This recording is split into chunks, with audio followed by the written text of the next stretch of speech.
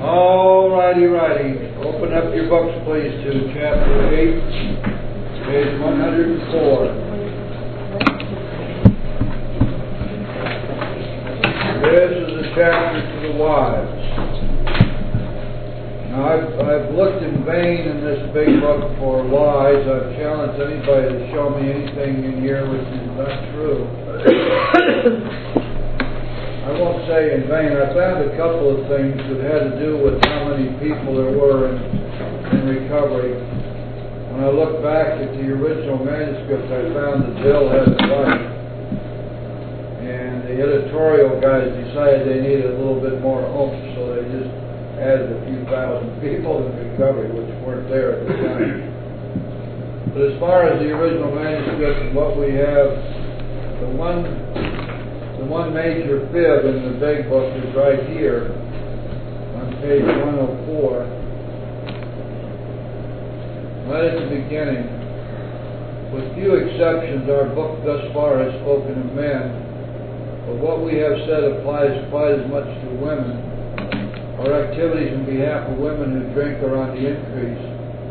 There is every evidence that women regain their health as readily as men if they try our suggestions.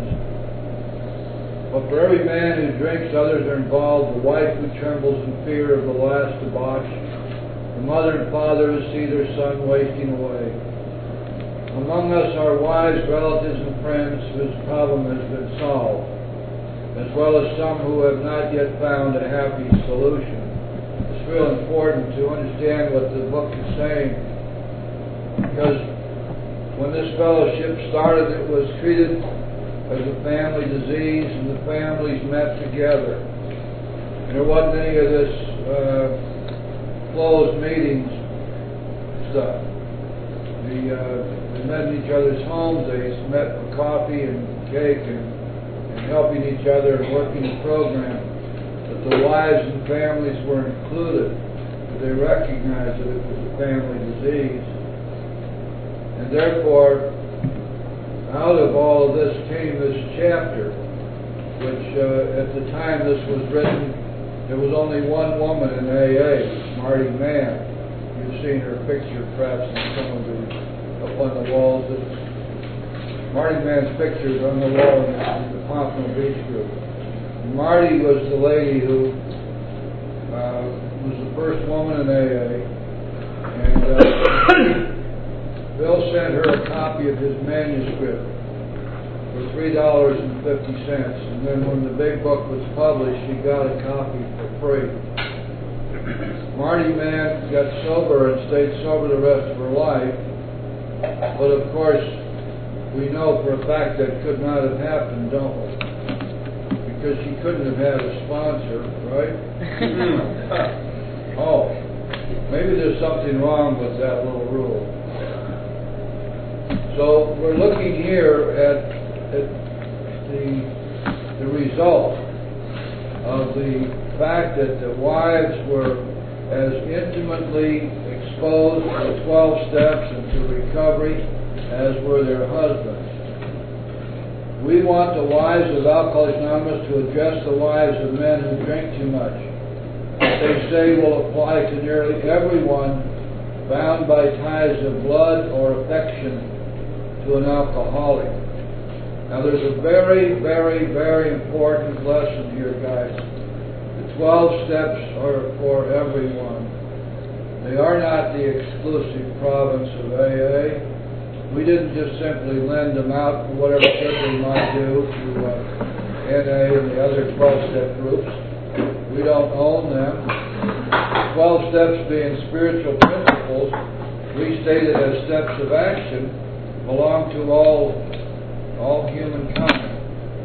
And they work as well for the person who has no obsessions and no compulsions and no insanities as they do for those of us who have all three of those. Because what happens when a person adopts a spiritual way of life, their whole life changes. It is universally so that people are selfish and self-centered to the extreme. for people who are not alcoholics or addicts, or maybe some other one of these aberrations, that's not going to kill them. For us, it's a killer. But that does not mean that selfishness and self-centeredness is the sole province of the alcoholic. Far from it. The truth of the matter is that almost everyone, by their very nature, is self-centered. We're the ones who, through the work of the 12 steps, learn to every day do those things necessary to stay out of self. Because we found that when we're living in self, that's a perfect definition of insanity. And by living in self, we continue to try to play God. We make decisions based on self, which will inevitably lead us into the difficulties which we've experienced before we got here. And so this is telling us, and we're going to read a little bit further in this very chapter, just how universal in application the 12 steps really are. Going on now, the next paragraph. As wives of Alcoholics Anonymous, we would like you to feel that we understand, or as perhaps you can. We want to analyze the mistakes we have made. Now you see the word "we" there all the way along, and the idea here is this book was written by a wife, and it wasn't. Bill had asked Lois to write this chapter, and she refused. So he wrote it. And now he masquerades as a wife.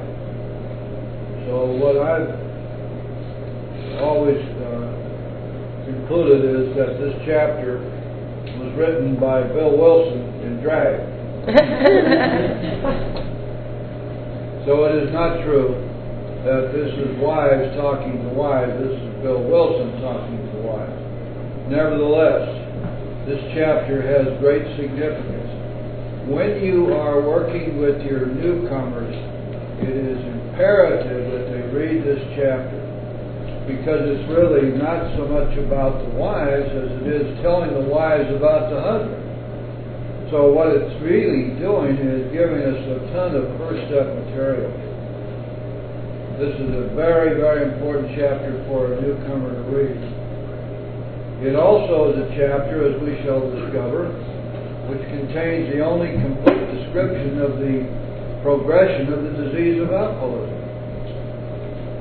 And so, if it were for that only, it would be necessary for the new person to read it. Now, it's an interesting thing. The 8th, 9th, 10th, and 11th chapters contain more first step material than some of the other chapters. In fact, probably more than all the other chapters put together, because you see, in talking to the wives about the husbands, this is a description of the husband, and it's describing all along the way what's going on with the alcoholic, how it happened, how it progresses, what happens when they try to stop, what happens to them after they've gotten stopped, and how they continue to stop. In the chapter to family afterwards, chapter 9, the same thing. How does the alcoholic fit in with his or her family? And how does the family deal with this? But in order for them to deal with it, it's imperative that they know what they're dealing with. And so again, chapter 9 has a very full description of the alcoholic. And these are things which are touched upon in some detail in the earlier chapters, but the 8th, 9th, and 10th chapters especially, the 10th chapter is to the employers, and again it's telling the employers what they're dealing with. So these 3 chapters are really about us, rather than the wife, the family, and the employer, because the principal theme of these chapters is to describe the alcoholic and the recovery for the alcoholic, and what is necessary for recovery. So if you keep that in mind, you will not make the mistake of letting your sponsees slough off on these chapters if they didn't apply. You will insist, as we've been talking about here for a long time, that they read the entire book. I was telling somebody yesterday, I was asking the question, do you suppose they put all this stuff back here just so they could fill out between the covers of the book? Is this just all a bunch of ego trips or something that's not necessary for you to read? Of course not. Everything in this book is there for the newcomer to read, and of course for us too. Because each time we go back in the back of the book and start browsing these stories, we're going to find ourselves again. We're going to find a story which may be directly applicable to somebody we're working with, and we can guide them to that. And there's much wisdom in these stories. And there's much in the way of inspiration in these stories, and sometimes we need the inspiration. Sometimes when we get down and things are not going all that well, or maybe we got a couple of people that relapse, go back and read these stories and we get inspired again. The rule is simple. This whole book was designed for us, and everything within it is important and necessary. So when we look at chapter 8, we look at chapter 8 on the basis that this is an extremely important chapter. Go on page 105. The second full paragraph, middle page. Our homes have been battlegrounds, day and evening. In the morning we have kissed and made up. Our friends have counseled chucking the man, and we've done so with finality, only to be back in a little while, hoping, always hoping. Our men have sworn great solemn oaths that they were through drinking. We have believed them when no one else could or would. Then in days, weeks, or months, a fresh outburst. When we read that, a lot of us can say, yeah, that's exactly what I did. It also shows us something else here. It shows us the dependency which has developed, and you're going to find this in your sponsees over and over again. They have become dependent on somebody in their life, a husband, wife, boyfriend, girlfriend, maybe just a friend, but usually it's someone with whom they have an intimate relationship. And you're going to find that they are very reluctant to let go, that they're afraid to let go. And the usual thing that you'll hear is, but I love him. And I have to say to them, let me tell you flat out that love is not enough. There's got to be more. No matter what you may have heard or read, love is not enough. And so, yes. I'm sorry. Go ahead after you finish that thought. The reason for that is that love which is not returned, unrequited love, is one of the saddest things in the world.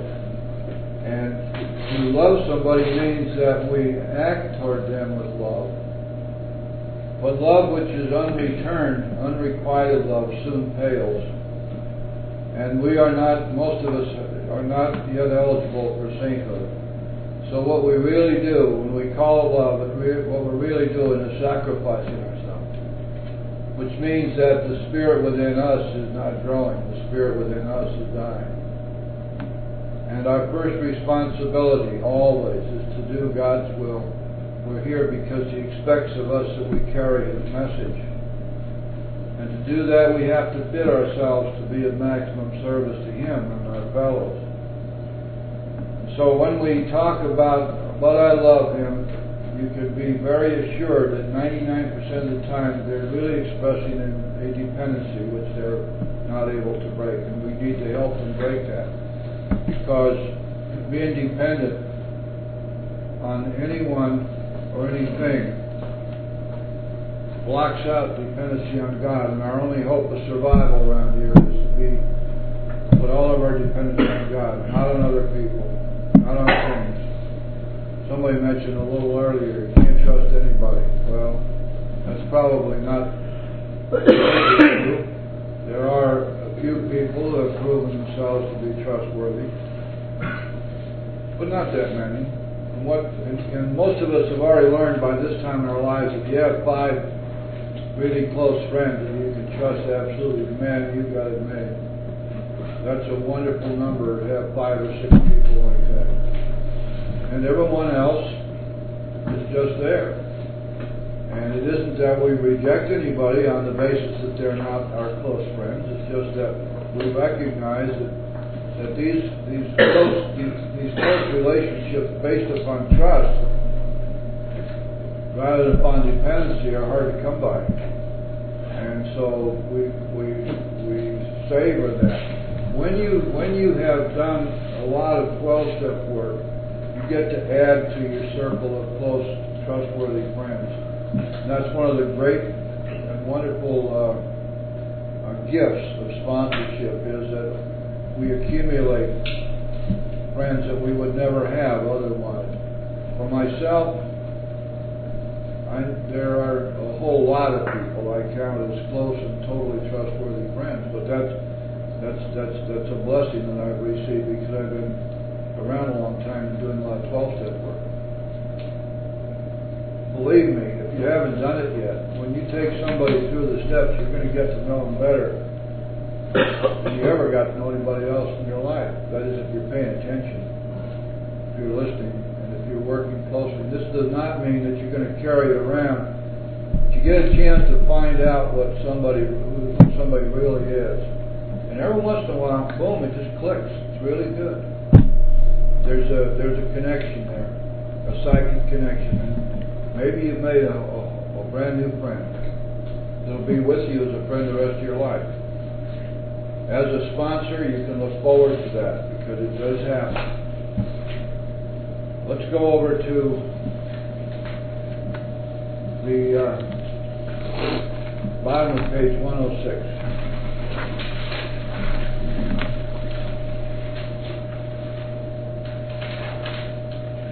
Next to last full paragraph. Perhaps at this point we got a divorce and took children home to father and mother. Then we were severely criticized by our husband's parents for desertion. Usually we did not leave. We stayed on and on.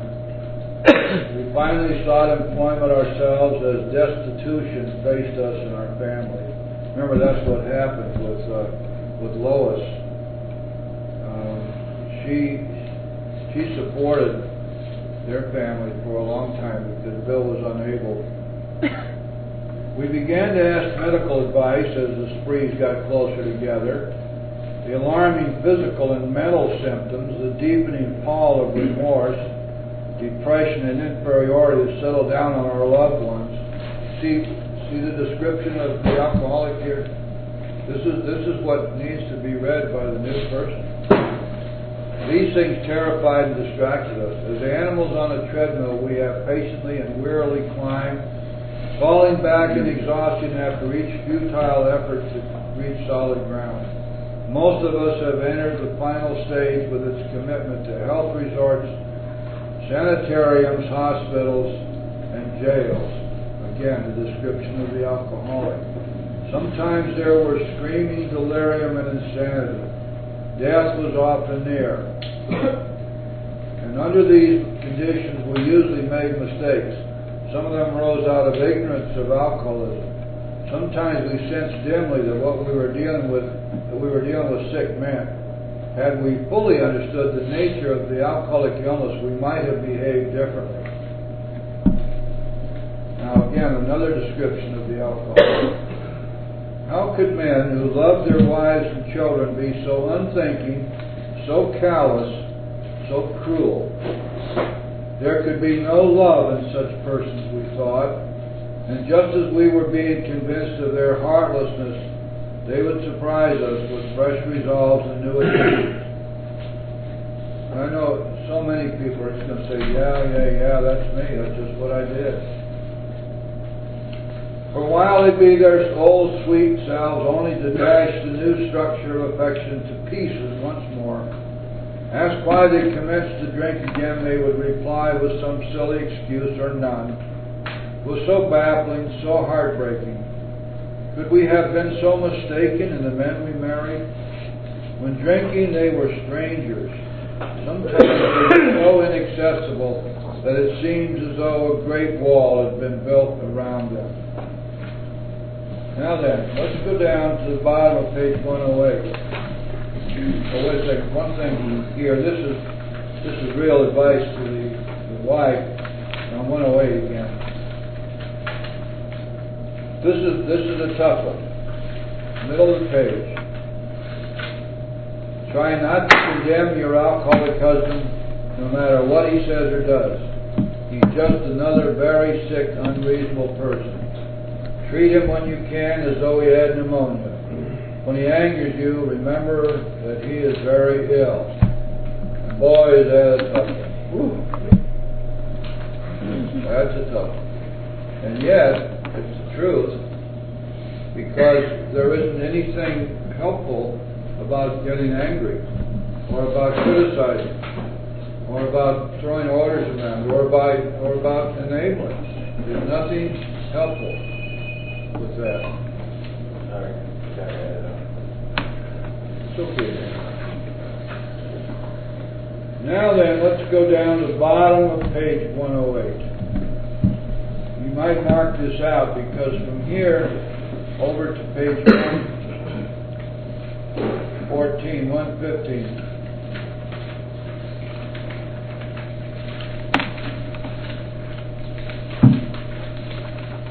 Top of page 115. From the bottom of page 108 to top of page 115. This is the description in substantial detail of the progression of the disease. Now, you may think that we're playing Price is Right here. Down at the bottom of the page, the problem with which you struggle usually falls within one of four categories. Behind door number one, your husband may be only a heavy drinker. So this is husband number one. There's 1, 2, 3, and 4. His drinking may be constant or it may be heavy only on certain occasions. Perhaps he spent too much money for liquor. It may be slowing him down mentally, slowing him up mentally and physically, but he does not see it. Sometimes he is a source of embarrassment to you and his friends. He is positive he can handle his liquor, that it does him no harm, that drinking is necessary in his business. He would probably be insulted if he were called an alcoholic. This world is full of people like him. Some will moderate or stop altogether, and some will not. Of those who keep on, a good number will become true alcoholics after a while. Let's go back now to page 20, and we'll see we got a taste of this back in the second chapter.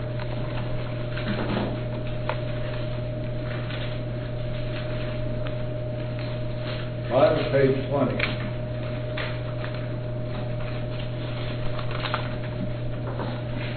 Five lines up. Moderate drinkers have little trouble in giving up liquor entirely if they have a good reason for it. They can take it or leave it alone. Then we have a certain type of hard drinker. He may have the habit badly enough to gradually impair him physically and mentally. It may cause him to die a few years before his time. If a sufficiently strong reason, ill health, falling in love, change of environment, or the warning of a doctor becomes operative, this man can also stop or moderate, although he may find it difficult and troublesome, and may even need medical attention. So that describes husband number one. The proviso there is that if he does not stop drinking, if there's not sufficient reason for him to stop, most of these people will become true alcoholics after a while. Now, don't be confused by that, because there's a problem of alcoholism. It's a problem, starting out as a problem of a physical inability of our body to deal with alcohol, so that we have this allergy which develops. However, there is a point before we get too far where we can not drink. If we don't drink, the allergy never kicks in. The chronic alcoholic is the one who cannot not drink. And it seems that there are, for some people at least, there's a threshold. Up to a certain point, even though they're alcoholics, even though alcohol affects them, when they do drink, they can stop on their own. But in a true alcoholic finally reaches the point where not only are we physically addicted, but we are mentally and spiritually addicted to it. And at that point, we can't stop on our own. So remember always that there are two parts to this alcoholism business. The physical part is only triggered by alcohol. It does not make us drink. It is there if we drink. It is the mental, psychic, and emotional, and the insanity of the obsession and compulsion which drives us to drink. Those strange mental blank spots. Remember? And so, when you're talking to your sponsees, remember to differentiate this, and in your own mind, try to get a little handle on them. They may be people who have not yet crossed the line. This does not mean that we don't take them through the steps. We remember always that the steps are for everybody, and that everyone who's willing to work the 12 steps and continue to work in their lives is going to benefit by a complete change of their lives. So we're not going to try to make the distinction, but do remember this: there are always people around the rooms who are not alcoholics, who do not have to work the steps or read the book in order to stay sober. And sometimes these people gain a lot of time, a lot of seniority, and they love to tell everybody they don't have to do the work. They don't have to read the book. All they got to do is just not drink and go to meetings. Your people that you're working with who are real alcoholics love it when they hear that. Wow, I don't have to do anything. Look, this guy's got 20 years. He never read the book. He didn't have to work the steps. He just doesn't drink and he goes to meetings. So I'm going to be able to do the same thing too. You need to disabuse them of this in no uncertain terms. That there are people, but those people are not like them. If they're real alcoholics, they have no choice in that. If they wish to have sobriety in AA, we have 12 steps, and they will work the steps. Okay? So this is not a question of us getting mad at anybody because they didn't have to work the steps. It's a question of us understanding why that is so. The big book gives us the answer. Let's go to husband number 2 now, on page 109. Your husband is showing lack of control. Now you see, now we're getting up into what we will look at as the real alcoholism, the first thing that crossed the mind. Your husband is showing lack of control, for he's unable to stay on the water wagon even when he wants to. So you see, his willpower no longer is sufficient. He often gets entirely out of hand when drinking. He admits this is true, but is positive that he will do better. He has begun to try, with or without your cooperation, various means of moderating or staying dry, like the stuff that we read about in chapter 3, right? Maybe he's beginning to lose his friends. His business may suffer somewhat. He is worried at times and is becoming aware that he cannot drink like other people. He sometimes drinks in the mornings and through the day also to hold his nervousness in check. He is remorseful after serious drinking bouts and tells you he wants to stop. But when he gets over the spree, he begins to think once more how he can drink moderately next time. But, this business of denial, the fact that his brain is just lying to him. We think this person is in danger. These are the earmarks. Listen to this now. These are the earmarks of a real alcoholic. Perhaps he can still tend to business fairly well. He has by no means ruined everything. As we say among ourselves, he wants to stop. Now please notice that it tells you that this is a real alcoholic whose life is not unmanageable. Unmanageability of life is not the indicia of alcoholism. The fact that somebody's life is unmanageable does not mean they're an alcoholic. It means that this is one of the things which happens to us when we when we get beyond a certain point in our drinking, we no longer are able to deal with life as life is. So it doesn't, like, I was always confused because, I mean, I believe I'm a real alcoholic, but I didn't, in the morning, I don't get sick or, have the DTs and all that stuff. So does that mean anything, or does that have anything to do with it? Well, you just haven't gone quite that far yet. That's what they call around here the yets. That's why we're talking about the progression of the disease. Wherever you are now in the progression, you keep drinking, you only get worse. Right.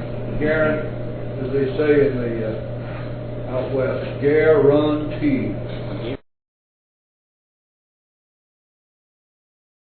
Is the coffee ready? Yes, it is. If anybody wants to get a cup of coffee, why don't you do it now? And then we'll get started. Come on in.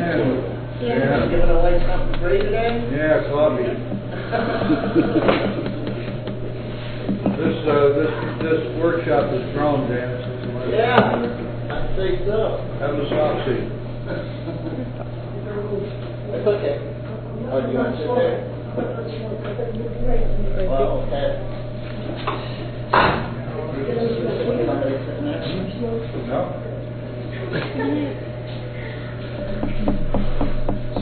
I didn't intend that this be a coffee class, guys. Let's get the coffee and get in here. We're having too much fun in here. We can't do this in this. You want me to get you a gavel, Jim? Gavel. No, I don't think so. You I'll gonna be just sing okay. a cowboy song. He was singing? He was singing first. Is it on here? No. The other one's growing like this? Huh? The other one's growing like this? The other ones, are they growing like this? Sure. Yes. Getting bigger all the time. All moving down. We don't believe in, we don't believe in that sort of thing. We don't need to.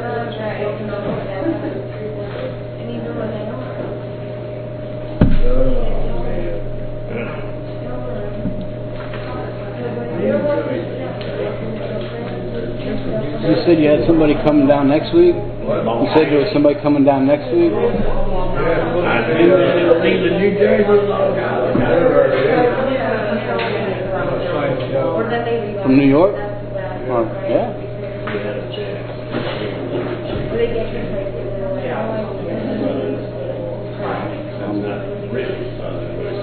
I don't know, man. I told the guy that look, you just lead, I'll follow. And if I don't like this going, I'll tell you. Other than that, Right. I don't know. Two things. One, nothing so about my okay. Okay. Three. The last thing is never use Okay. Oh, I mean, as long as I have complete control of what goes down, I'm not going to worry about it. And I run everything I make through you. Good. You have the only copy of that, the one I did, what I put, you said one time, read the book, subliminal thing. You have the only copy I thought. It's around somewhere. Okay. Good.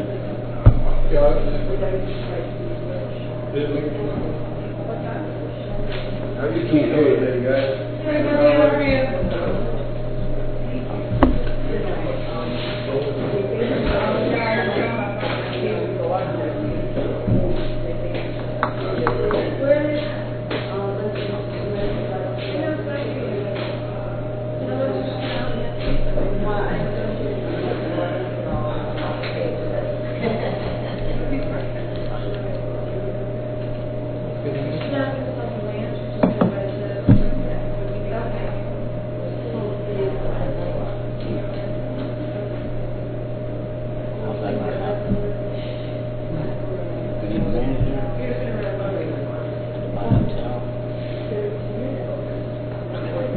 think I need more like space. Yeah. I do. Sure, has to be included in that statement. I have like my other stuff.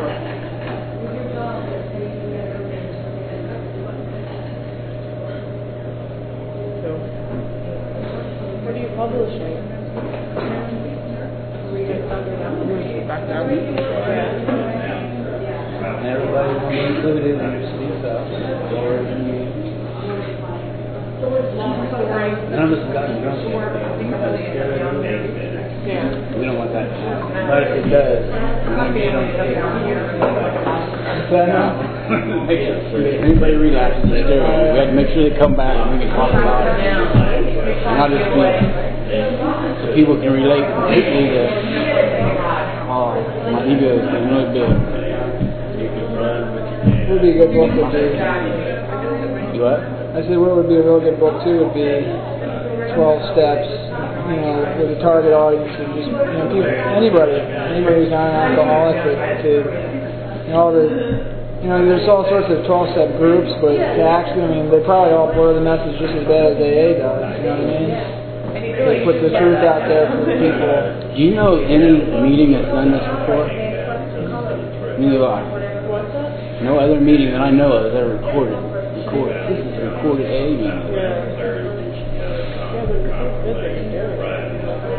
I mean, it helps everybody. Yeah. And that's the main reason I'm doing it. Yeah.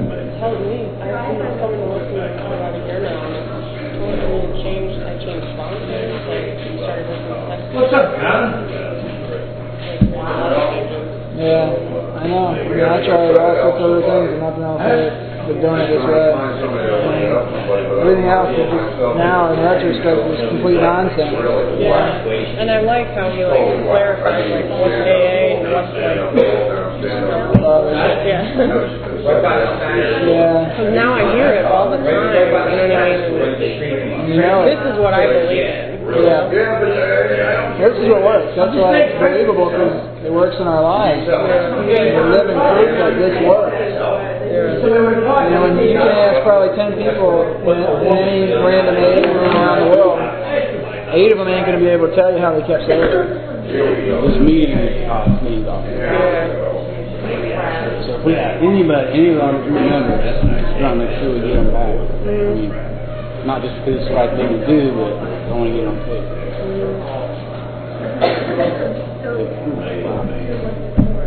Thinking too big, actually. Just a little guy.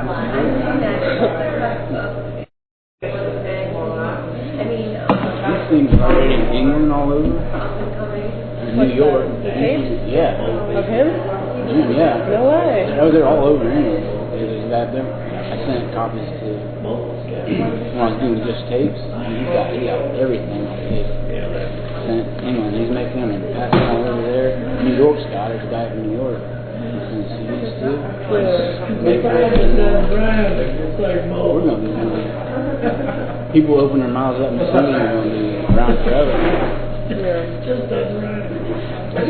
They used to tape a lot of, earlier, like when Bill Wilson would speak, they would tape. A lot of those are hard to find, like good copies of it. Nothing compared to it. So we got all that information, everything, all the knowledge that This they've is learned. very well categorized and detailed and complete. Complete set. Absolutely. Something that's not on. He's talking to what's the name already? He's gonna come over too. What's happening? Excuse me, who's like this is out here? Right here. Right here. What's happening? Hey, Marilyn. Linda. Linda's gonna come over. You wanna come over and? Somebody else. Yeah, you know, right next to the store next to the way.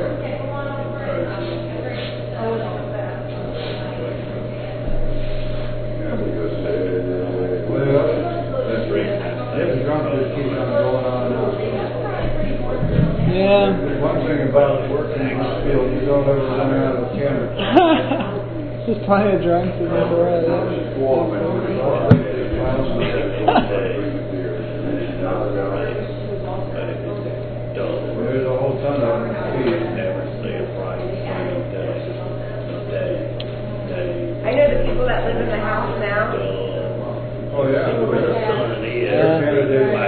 They might be coming back to live in their own house. They're candidates. I like those days.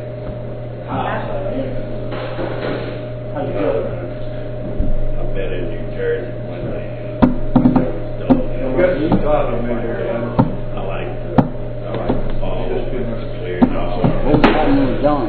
Huh? What was happening with John? Trees are still green. Oh, there's, gal across the street there, that's gotta get the Jeep out there, about to die out in the street. Linda's gonna take her down to John's park. She came to the right meeting to get help. She's a perpetual, so she keeps getting worse and worse. They're doing good to call 911 or something. They're probably, she's still alive. Come to this Offer to meeting. take her home. What? They offered to take her home, but I don't know if she has a home.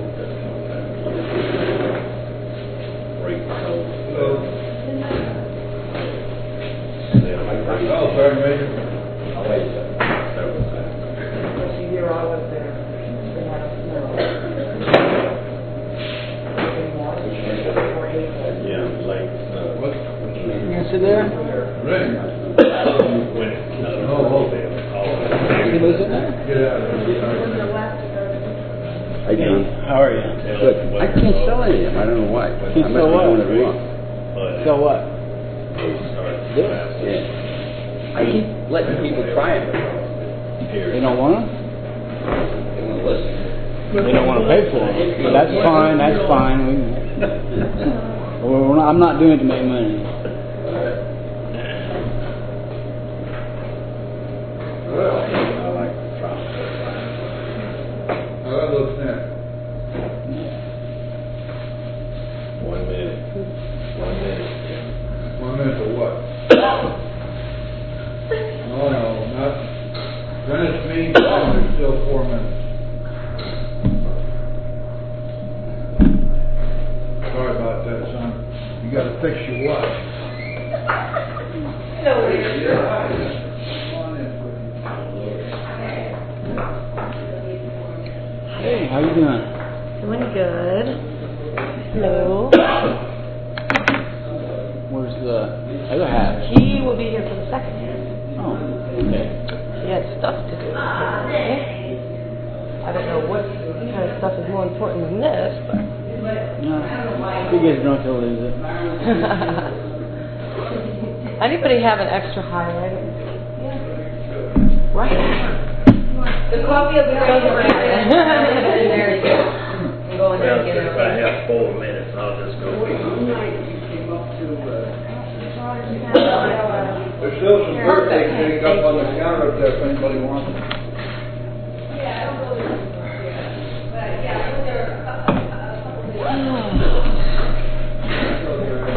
So tonight, do you like country music?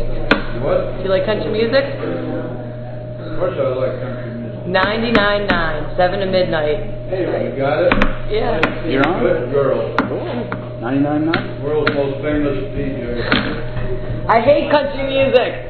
Oh, You are. how about this one? Hey, hey, good looking. Woman, good looking. Now stop looking something other with me. Oh, I know. Oh, see, we got that in the library. I know my rider was looking. There's no my favorite. So if you want to have fun, come along with me. All right. Woo. Good looking. Kick it out. What else what you got cooking? Hello. I'm just gonna find the pants. There they are. Love those. I'm one of them because they were too big. In the car. Ryan and Rebecca dropped me. You want me to get it? In the street. Ryan. Dropped you. He picked me up and he was messing around and he dropped me.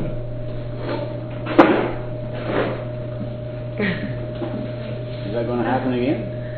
Oh, I kicked him. You should see him.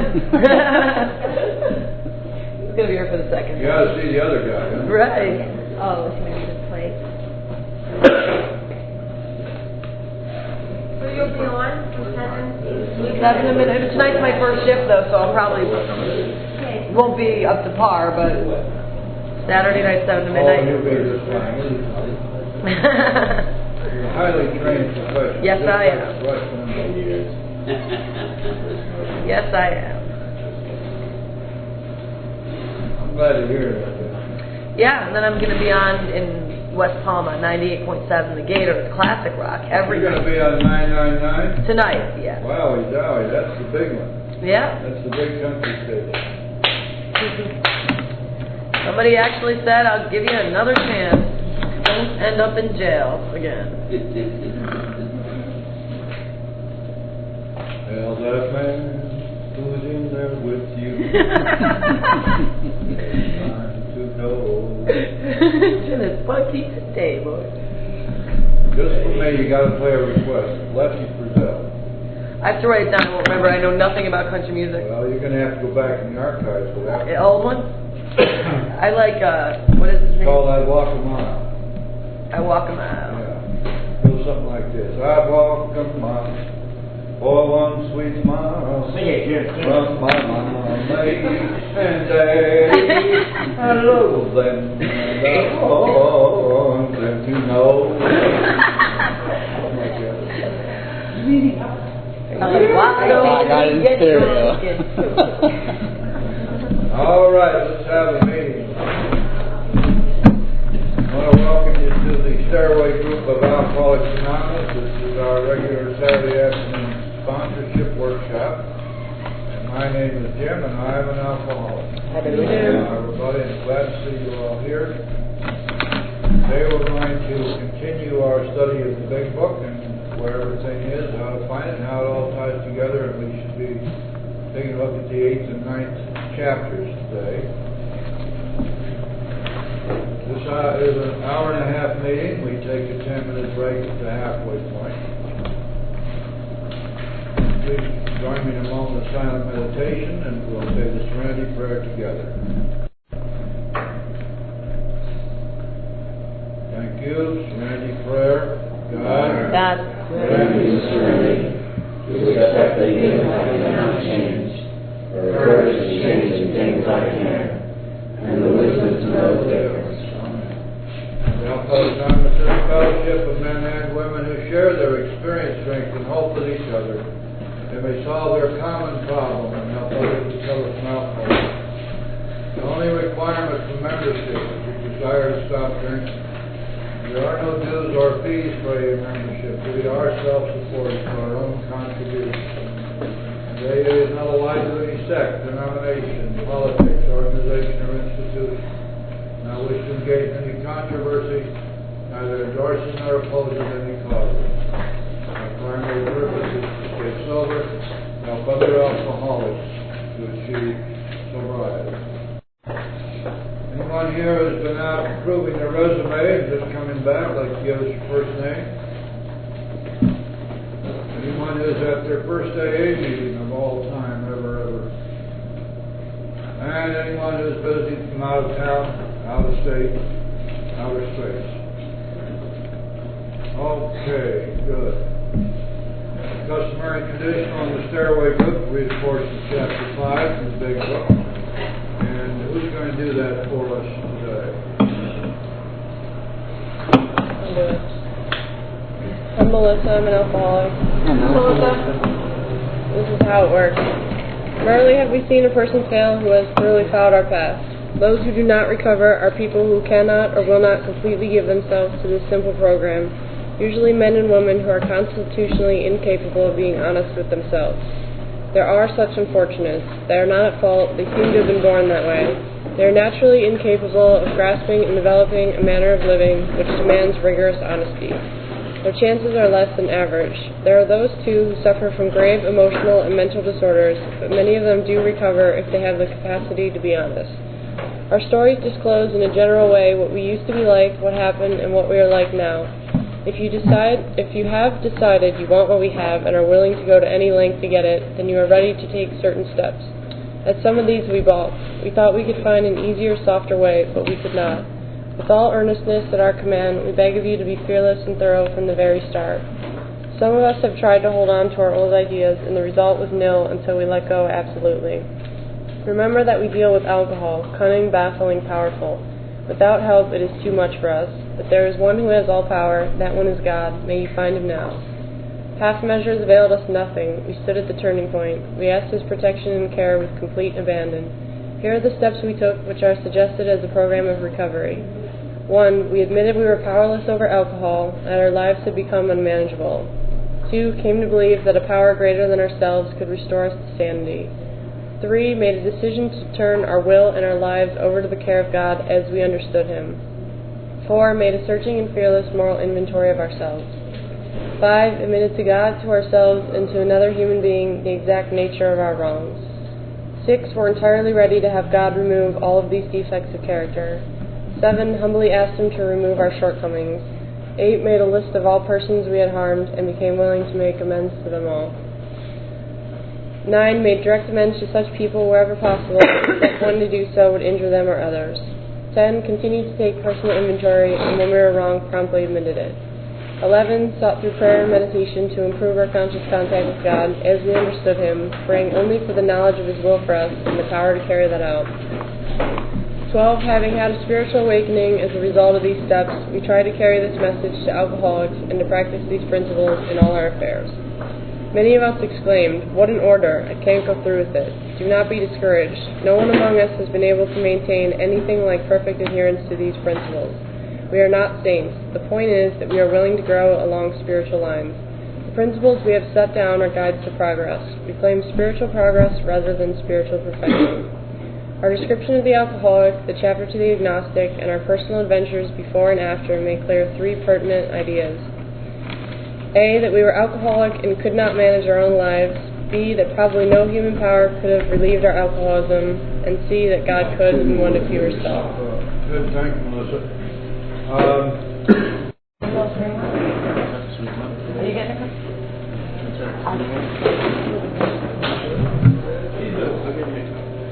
Can't carry 3.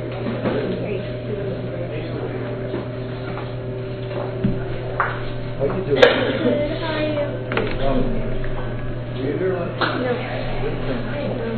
I have you marked down in the book, being absent.